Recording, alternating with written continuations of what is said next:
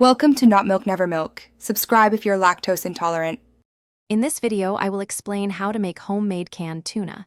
You will learn how to transform fresh tuna into a delicious, shelf-stable product right in your own kitchen. We will cover the simple raw pack method, which helps preserve the tuna's natural flavor and texture. This process requires a pressure canner to ensure food safety, as tuna is a low-acid food.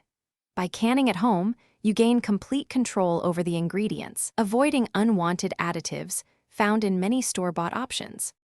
First, let's prepare the tuna. If your tuna is frozen, thaw it until it is no longer rigid but still contains some ice crystals. This makes it much easier to cut. Carefully remove all skin, bones, and any dark red flesh, as this can impart a strong flavor.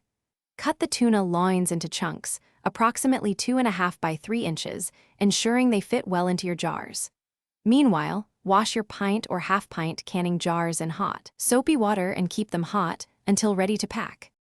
Now, it's time to pack and process. Firmly pack the tuna chunks into your hot jars, leaving exactly 1 inch of headspace from the rim. You can optionally add 1 teaspoon of canning salt per pint jar, or 1/2 teaspoon for half pints. No additional liquid is needed for the raw pack method. Crucially, wipe the jar rims clean with a cloth moistened with vinegar to remove any fish oil, which helps achieve a good seal. Place the jars into your pressure canner and process for 100 minutes. After processing, let the pressure canner cool and depressurize completely and naturally. Do not rush this step. Once the pressure is at 0, carefully remove the jars and place them on a towel or rack to cool undisturbed for 12 to 24 hours. After cooling, check each jar's seal by pressing the center of the lid. It should not flex.